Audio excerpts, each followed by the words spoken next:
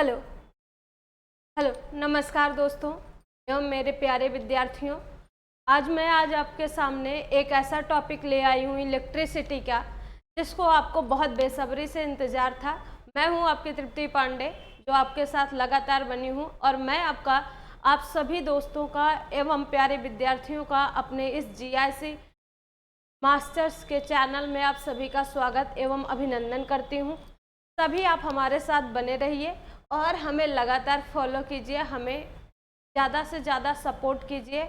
हम भी आपको ज़्यादा से ज़्यादा मटेरियल प्रोवाइड करने की बहुत मेहनत करेंगे, जिससे आपको हर सब्जेक्ट के अच्छे से अच्छे रूप से, एक अच्छी टेक्निकल रूप से पढ़ाई हो सके। आपको जो नहीं समझ में आ रहा है वो सभी चीज़ें आप समझ पाएँ।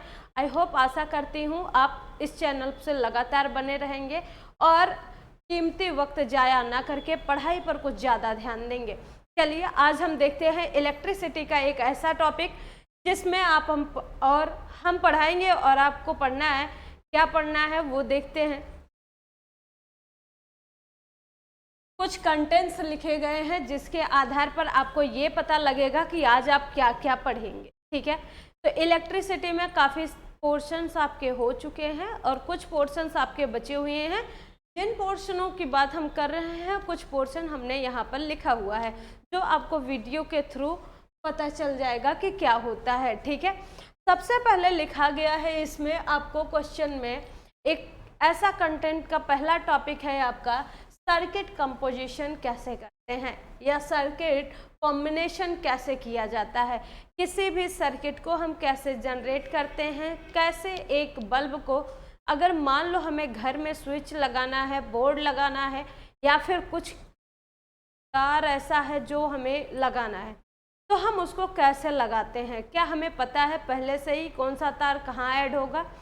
तो वही सब चीज़ें जानने के लिए बाय जॉर्ज साइमन ओम के थ्रू, जो हमारे साइंटिस्ट भी हैं, उन्हीं के थ्रू हमें ये पता चला है कि हम किसी भी सर्किट को कॉम्बिनेट कैसे करते हैं। आइए उनके कंपोजिशन को इसी में पढ़ेंगे। कंपोजिशन का मतलब होता है कि जैसे उसमें स्विच लगाना है तो स्विच कहाँ लगाएंगे, या फिर हमें रेजिस्टेंस उसमें लगाना है कि जिससे हमारे यहाँ ज़्यादा से ज़्यादा लाइट ना आए, कम से कम लाइट आए। और अगर हमें क्या है कि कहीं पर मान लो आपको मीटर लगाना है, मान लो अचानक से मीटर पैमाने वाले आ गए कि आपके यहाँ कितनी लाइट आ रही है, तो आपको मीटर भी लगाना है, तो कैसे आप मीटर वहाँ पर फिट कर सकते हैं। इन सभी चीज़ों को हम सर्किट कॉम्बिनेशन में पढ़ते हैं, कंपोजिशन में पढ़ते हैं। ठीक है, इसके बाद आपका है 1 ओम, जो जॉर्ज साइमन ओम ने रेजिस्टेंस के रिस्पेक्ट में जो कुछ बताया था आपको, जो हम पिछले वीडियो में आपको भली भांति बता चुके हैं, उस ओम की डेफिनेशन, मतलब रेजिस्टेंस का जो यूनिट बना था, उस यूनिट का नाम क्या था? ओम था। तो आज हम पढ़ेंगे कि ओम का डेफिनेशन क्या होता है। Factors are which the resistance of a conductor, वो कौन कौन से फैक्टर हैं जो रेजिस्टेंस पर काफ़ी ज़्यादा प्रभाव डालते हैं, उनके बारे में भी हम पढ़ेंगे। ठीक है, इसके बाद आपको क्या पढ़ना है कि रजिस्टर इन सीरीज में रजिस्टर्स कैसे होते हैं, और साथ ही साथ पैरेलल में कैसे रजिस्टर्स ऐड होते हैं, और इलेक्ट्रिकल एनर्जी क्या होती है। आज हम इन सभी टॉपिकों को बहुत अच्छे से खंगालने वाले हैं, इसलिए बने रहिए। बिल्कुल भी यहाँ से जाना नहीं है, हिलना नहीं है, पानी वानी लेके बैठना है। ठीक है, तो चलिए सबसे पहले देख लेते हैं सर्किट कंपोजिशन क्या होता है। सर्किट कंपोजिशन में मैंने आपको बता रखा है कि जैसे आप किसी भी सर्किट में कुछ भी ऐड करना चाहते हैं, तो वो अकॉर्डिंग टू सिचुएशन पर डिपेंड करता है कि जैसे हम बहुत ही लॉजिकली कोई चीज़ कनेक्टेड कर रहे हैं, तो वहाँ पर हमें सभी चीज़ों का क्या होना चाहिए, ध्यान होना चाहिए, हमने सर्किट में क्या क्या जोड़ा है। अगर बाई चांस आपको बहुत नॉर्मली ढंग से किसी चीज़ को जोड़ना है, जैसे मान लो एक फैन ही ऑन करना है, तो वहाँ पर आपको इतनी सारी चीज़ों की ज़रूरत नहीं पड़ती। ठीक है, यहाँ पर आप देखिए, हम सर्किट डायग्राम या सर्किट कंपोजिशन के बारे में पढ़ने वाले थे, तो चलिए देखते हैं सर्किट डायग्राम क्या होता है। सर्किट डायग्राम देखने से पहले आप जान लीजिए कि जैसे मान लो हमारे पास क्या है, एक घर का स्विच है जो आप रोज़ाना देखते हैं। किसी एक घर में आपका मेन बोर्ड होता है, जिस बोर्ड में आप क्या करते हैं कि सभी वायर्स को लाकर कनेक्ट कर देते हैं, या घर के सभी वायर्स का कनेक्शन जो मेन होता है, मुखिया होता है, वो उसी के पास होता है। तो ये ऐसा कुछ होता है जैसे घर का एक अपना मुखिया होता है जो घर की सभी जिम्मेदारियों को देखता है ना, वैसे बिल्कुल ही ये भी होता है मेंस। जो इलेक्ट्रिक मेंस होता है, इसमें आपके घर के सभी लाइट्स को क्या किया जाता है, यहाँ पर ले आकर सेट कर दिया जाता है, जिससे कहा जाता है कि ये विद्युत मेंस है या फिर इलेक्ट्रिक मेंस है। तो वहाँ पर आप देखते हैं कि आपको करंट भी मिलती रहती है, कितनी करंट आ रही है वो भी पता चल जाती है, कितना आना चाहिए कितना नहीं, स्टेबलाइजर भी आप लगा लेते हैं। तो एक ही स्थान पर आप इन सभी चीज़ों को कैसे कनेक्ट करते हैं, ठीक है। तो यहाँ पर देखिए सर्किट डायग्राम में क्या कहता है, a diagram which indicates how different components. एक जो सर्किट का डायग्राम होता है वो बताता है कि या हिंट करता है, आपको सूचित करता है, क्या सूचित करता है, हाउ डिफरेंट कंपोनेंट्स, कैसे हम अलग अलग प्रकार के कंपोनेंट्स को, जैसे ये कहता है कि कैसे हम अलग अलग प्रकार के कंपोनेंट्स को circuit, a circuit have been connected by using the electrical symbols of the components is called circuit diagram। मैंने अभी आपको बताया कि जैसे आपको घर में लाइट लगानी होती है, बल्ब लगाना होता है, फैन लगाना होता है, तो उसके लिए आप एक मेंस बनाने की कोशिश करते हैं। तो इनमें कह रहा है कि हम अलग अलग प्रकार के इंस्ट्रूमेंट को लाते हैं और उसमें कनेक्ट करते हैं। जैसे आप क्या लेके आते हैं, एक रजिस्टर लेके आते हैं, कनेक्ट करेंगे, आप बैटरी लेके आएंगे, उसमें कनेक्ट करेंगे, आप उसमें से बल्ब ले आएंगे, बल्ब को कनेक्ट करेंगे, वायर लाएंगे, वायर को कनेक्ट करेंगे। इन सभी चीज़ों को जब आप कनेक्ट कर लेंगे तभी आपको पता चलता है कि आपने सर्किट को कंप्लीट कर ली है, और अचानक से बल्ब आपका जलने लगता है। जैसे आप कभी भी फिजिकल लाइब्रेरी में, जब भी फिजिक्स की लाइब्रेरी में आप जाएंगे तो वहाँ पर देखिए बहुत सारी बुक्स भी पढ़ी हैं जो एक्सपेरिमेंट के लिए हैं। तो वहाँ एक्सपेरिमेंट, या फिर आप कभी भी एक्सपेरिमेंट करने के लिए कहाँ जाते हैं, लेबोरेटरी में जाते हैं, तो वहाँ पर आपको कॉम्बिनेशन करना सिखाया जाता है कि कैसे हम कॉम्बिनेट करते हैं। तो यहाँ पर भी कह रहा है कि अलग अलग प्रकार के इंस्ट्रूमेंट जो हमें अलग अलग सूचनाएं देते हैं, कोई हमें धारा की माप बताता है, तो कोई हमें विभव की माप बताता है, तो कोई कहता है स्विच ऑन है, तो कोई कहता है स्विच ऑफ है, कोई कहता है ये ऐसा यंत्र है जो धारा को कम कर सकता है या बहुत ज़्यादा कर सकता है, कोई ऐसा होता है जो कहता है कि भैया वोल्टेज इतना आ रहा है, इतना नहीं आ रहा है। तो इसका मतलब है हम अलग अलग प्रकार के कंपोनेंट्स को लेते हैं एंड देन फिर उसको कनेक्ट करते हैं, यूज़ करते हैं, और फिर हमें पता चल जाता है कि इनमें क्या क्या चीज़ लगा हुआ है।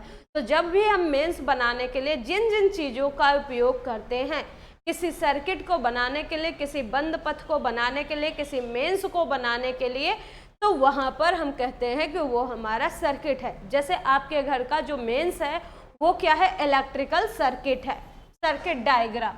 तो यहाँ पर देखिए एक लगा है ये सेल, इसका नाम क्या है, सेल है, इसका नाम क्या है, सेल है, ठीक है। ये इसका पॉजिटिव टर्मिनल है एंड ये इसका निगेटिव टर्मिनल है। पिछले साइड में, पिछले वीडियोस में आपको मैंने बताया था कि जब भी करंट किसी भी सर्किट में फ्लो होती है तो वो हमेशा प्लस टू माइनस जाती है। मतलब इस सर्किट में जो करंट फ्लो होगी वो हमेशा कहाँ से कहाँ होगी, प्लस से माइनस की ओर जाएगी। जबकि इलेक्ट्रॉन्स जो मूव करेंगे, इलेक्ट्रॉन का डायरेक्शन क्या होगा, वो माइनस टू प्लस होगा। मतलब ये यहाँ से जाएगी और ये है flow of electron, flow of electron direction, ठीक है। इलेक्ट्रॉन के बहने की दिशा है, ये आपके क्या है, इलेक्ट्रॉन के बहने की दिशा। इलेक्ट्रॉन हमेशा विद्युत धारा के विपरीत दिशा में बहता है। बात समझ में आ रही है? इलेक्ट्रॉन हमेशा विद्युत धारा के विपरीत दिशा में बहता है। ए का मतलब यहाँ अमीटर से है। ए क्या है यहाँ पर, अमीटर है। अमीटर एक ऐसा उपकरण है, एक ऐसा इंस्ट्रूमेंट है जिसकी सहायता से हम किसी परिपथ में बह रही धारा का मान पता कर लेते हैं, ठीक है। तो यहाँ पर जो अमीटर लगा है वो ये बताएगा कि इस मेंस में या इस सर्किट में कितनी धारा बह रही। ठीक है, हमेशा ये बात ध्यान रखना कि अमीटर केवल धारा को ही नापता है, विभव को नहीं नापता है। कभी कभी आप इन कंफ्यूजन कह देते हैं कि अमीटर धारा और विभव दोनों को नापता है, तो ऐसा कदापि नहीं है।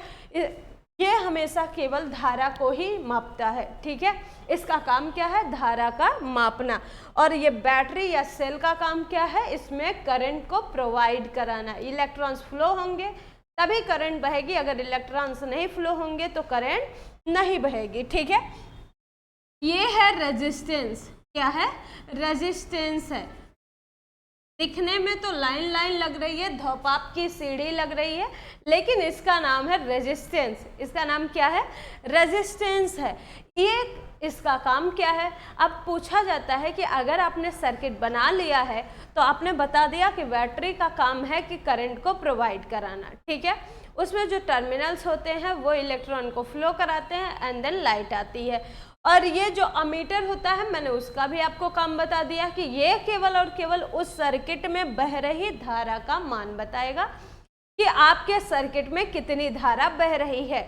2 एम्पियर की बह रही, कि 0.1 एम्पियर की बह रही है, या बहुत ही कम बह रही है, या नहीं बह रही है।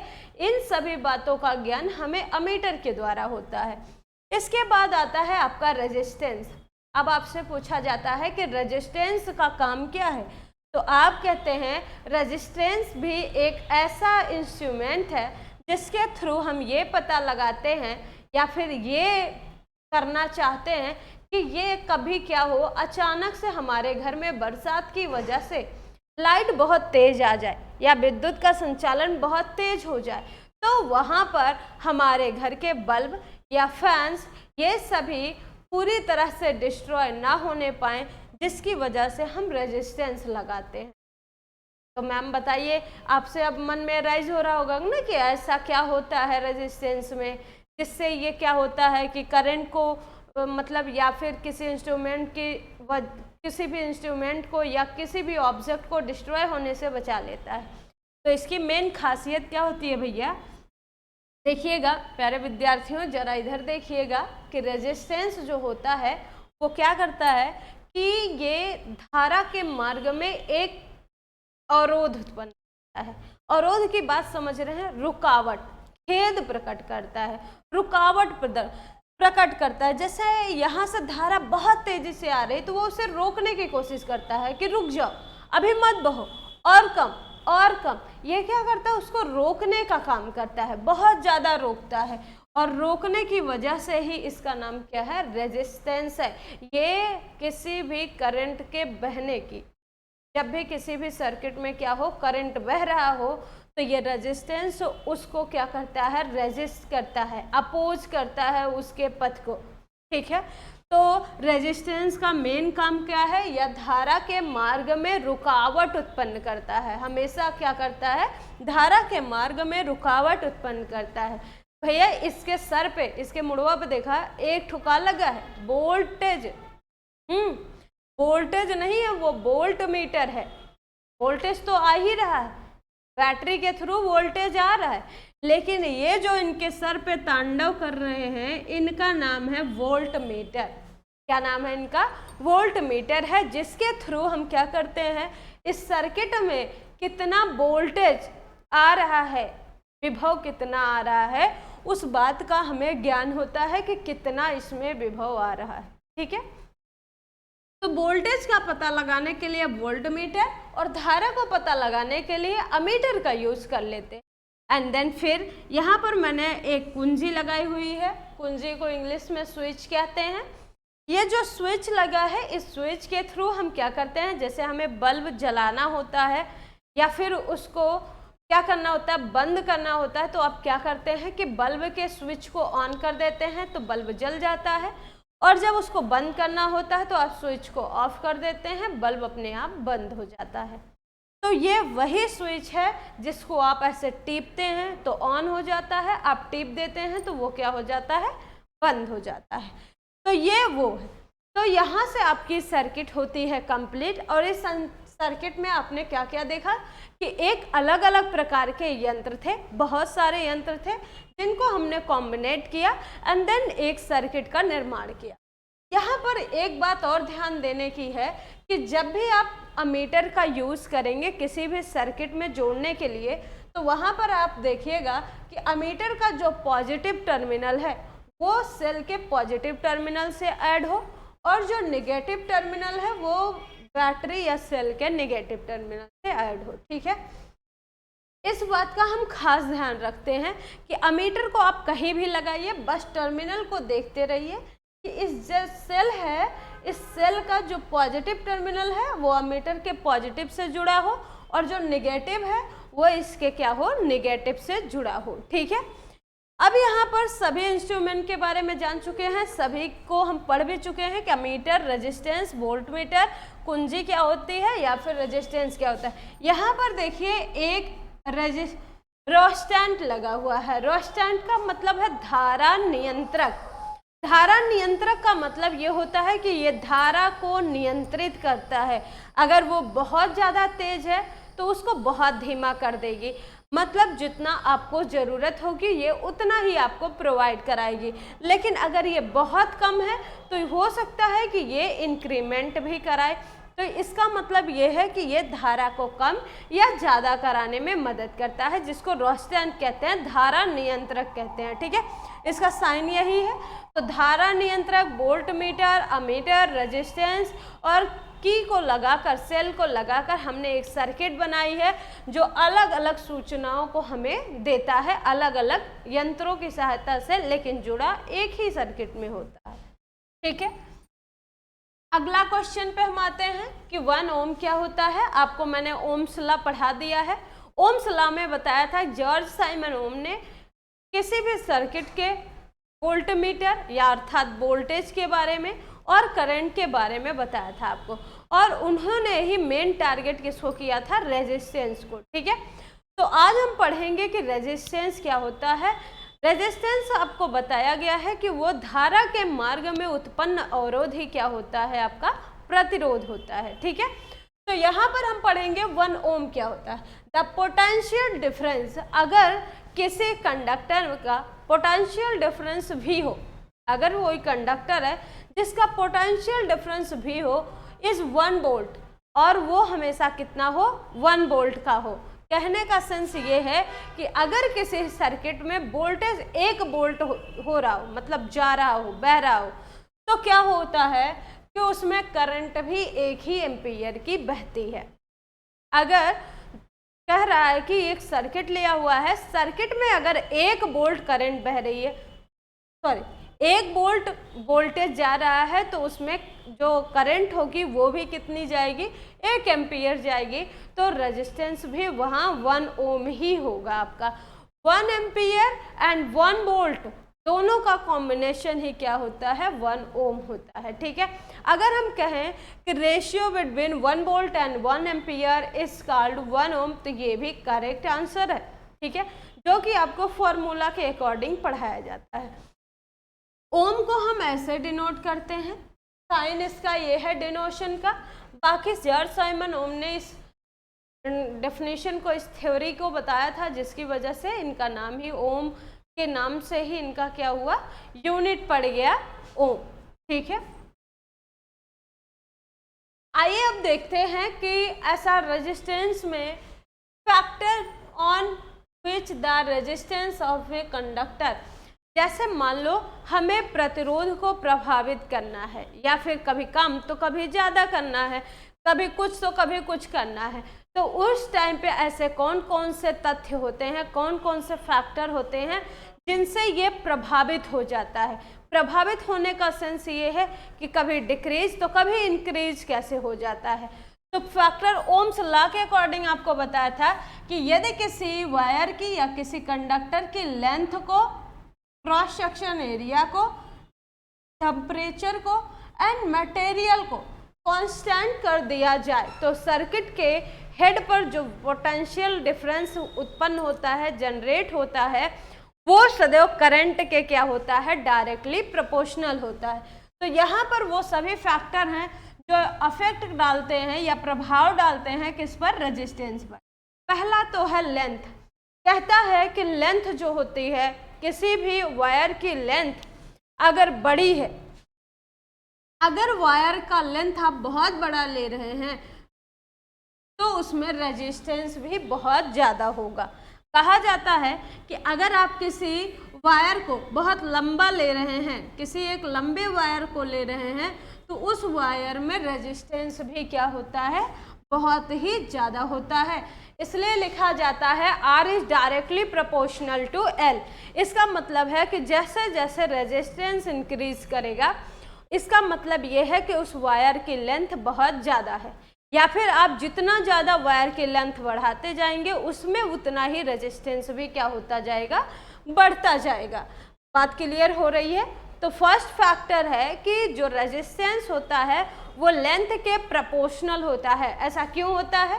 कहा जाता है कि रेजिस्टेंस जितना हाई होता है उसका होल सेंस आपको समझ में ये आता है कि उस वायर की लेंथ बहुत ज़्यादा है। ठीक है। दूसरा है क्रॉस सेक्शन एरिया पे।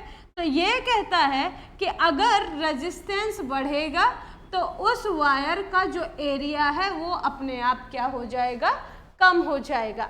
अगर किसी वायर का एरिया कम है, एरिया का मतलब आप समझते हैं ना, एरिया इज इक्वल टू होता है length into breadth, length into breadth होता है। तो कहा जाता है कि अगर किसी वायर की लेंथ और ब्रेथ बहुत ज़्यादा है, मतलब उसकी लंबाई और चौड़ाई बहुत ज़्यादा है, तो उस वायर का रेजिस्टेंस बहुत ही कम होगा।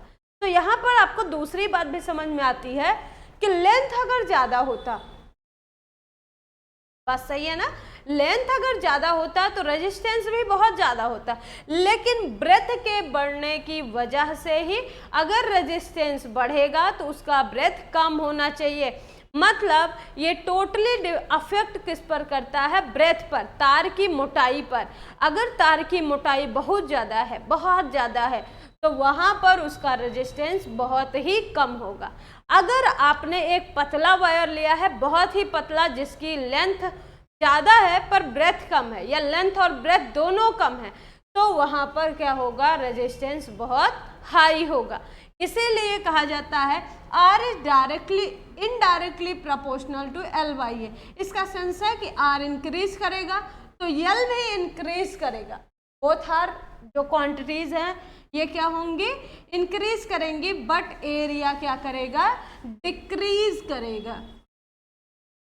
ये डिक्रीज होगा बट ये क्या होगा, इंक्रीज होगा। एंड फिर क्या होता है,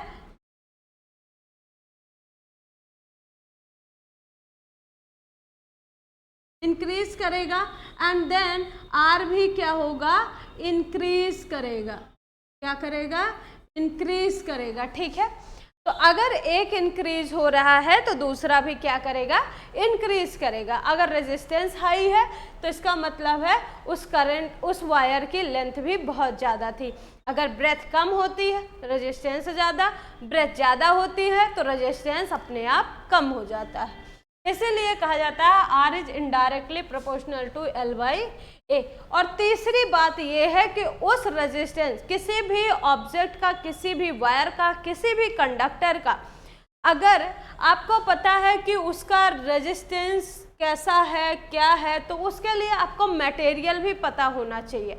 उस कंडक्टर का मटेरियल अच्छा है तो रेजिस्टेंस ज़्यादा, मटेरियल कम है, बेकार है, बहुत बेकार है, तो वहाँ पर रेजिस्टेंस आपका बहुत ही कम यूज़ होगा।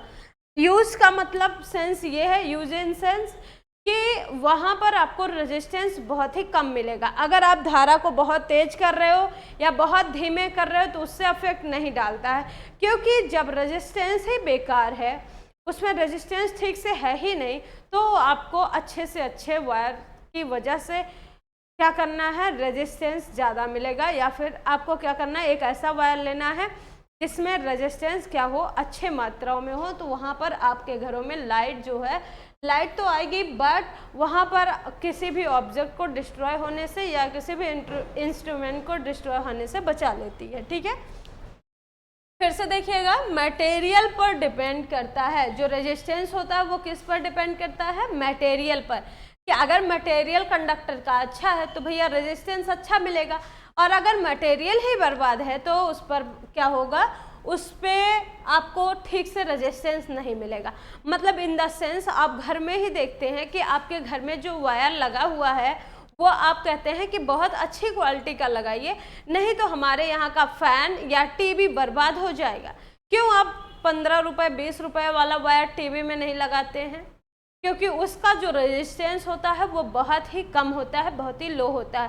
बिकॉज क्या है कि वो उसका मटेरियल अच्छा नहीं होता है, और साथ ही साथ लेंथ और ब्रेथ भी इफेक्ट डालती है, तो इसलिए ऐसा वायर यूज़ नहीं करते हैं। ठीक है, तो यहाँ पर देखिए resistance is directly proportional to the length of the conductor and inversely proportional to the cross section area, और इसी को ही हम रेजिस्टिविटी भी कहते हैं। आइए देखते हैं, यहाँ पर लिखा है R is directly proportional to L, मतलब आर एल के क्या होता है, प्रोपोर्शनल होता है। एंड देन आर ए के मतलब क्रॉस सेक्शन एरिया के इनडायरेक्टली प्रोपोर्शनल टू होता है। जब हम क्या करते हैं, प्रोपोर्शनैलिटी को हटाते हैं, प्रोपोर्शनैलिटी को क्या करते हैं, हटाते हैं, तो एक नया कांस्टेंट इसमें इंक्लूड हो जाता है। वो नया कांस्टेंट क्यों इंक्लूड होता है?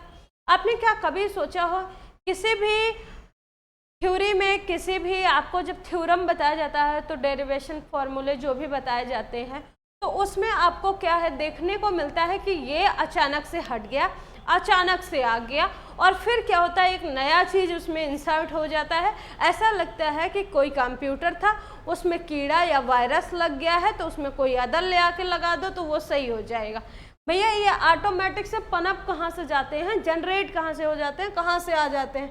तो यहाँ पर देखने को मिलता है कि अचानक से नहीं आते हैं, ये अचानक से नहीं आते हैं, बल्कि कैसे आते हैं कि ये जो प्रोपोर्शनैलिटी का साइन है वो हट जाता है, और वो हटता है इन दोनों को बैलेंस करने के लिए। अगर ये दोनों बैलेंस हो जाते हैं तो ये हट जाता है ऑटोमेटिक, और ये बैलेंस करने के लिए हम जो अलग से यूज करते हैं एक्स्ट्रा मटेरियल, उसी को कांस्टेंट कहते हैं। जैसे कोई भी दो आदमी है, ए और बी, ए के पास 5 बुक है, बी के पास 3 बुक है, तो आप क्या करेंगे, इन दोनों को इक्वली दिखाना है। इसके पास 5 बुक्स, इसके पास 3 बुक्स है, तो आप ऐसा क्या करेंगे कि इसके पास भी 5 बुक्स हो जाए, तो आप एक्स्ट्रा ऐड करेंगे कि नहीं? आप अपने पास से ले जाकर इसको 2 बुक और दे देंगे, तो अब हुए ना ये दोनों 5-5 बुक के। तो आपने वो जो एक्स्ट्रा ऐड किया है ना, 2 बुक ले जाकर एक्स्ट्रा उसको थमाया है, वही एक्स्ट्रा वाला ही क्या है, कांस्टेंट है। वही क्या है, कांस्टेंट है, उसी को कहते हैं प्रोपोर्शनैलिटी कांस्टेंट, और वो है एक्स्ट्रा इंक्लूडिंग मटेरियल। ठीक है, किसी भी फॉर्मूले में आप देखिए तो इसी का उल्टा कर दिया गया है। Where rho is called resistivity, R is equal to resistance, A is equal to cross section area and L is equal to length of the wire. Okay, तो देखते हैं आगे क्या कहता है। Where rho is constant of proportional called resistivity, वहां पर जो रो यूज किया गया उसका नाम क्या है, resistivity of the material in the conductor. और रेजिस्टिविटी, रेजिस्टेंस का यूनिट आपको क्या पता था कि ओम होता है, रेजिस्टेंस का यूनिट क्या जानते थे, ओम होता है, जबकि रेजिस्टिविटी का जो यूनिट होता है उसका नाम है ओम मीटर। इसको आप ऐसे भी लिख सकते हैं, ओम मीटर। तो रेजिस्टिविटी की दूसरी यूनिट क्या है, एक यूनिट तो और आप यूज कर सकते हैं, देखो ओम मीटर वैसे भी लिख सकते हो, दूसरा ऐसे, पर है कौन सी यूनिट, ओम मीटर। तो वो रेजिस्टिविटी कौन था, rho, where rho is called resistivity. अगर इसका आपको परिभाषा देना है या डेफिनेशन देना है तो वहां पर आप कहेंगे कि अगर कोई वायर या कोई कंडक्टर रेजिस्टेंस के और क्रॉस सेक्शन एरिया के प्रोपोर्शनल है, बल्कि लेंथ के इनडायरेक्टली प्रोपोर्शनल है, तो वहां पर उस कंडक्टर की resistivity rho is equal to R A by L होगी। ठीक है, तो हम अधिकतर डेफिनेशन जो है इसी से बना लेते हैं, उसके फॉर्मूले से क्या करते हैं, जनरेट कर लेते हैं। तो यहाँ पर देखिएगा आपका यहाँ पर समाप्त होता है ये कि कितने फैक्टर्स हैं, रजिस्टिविटी क्या होती है।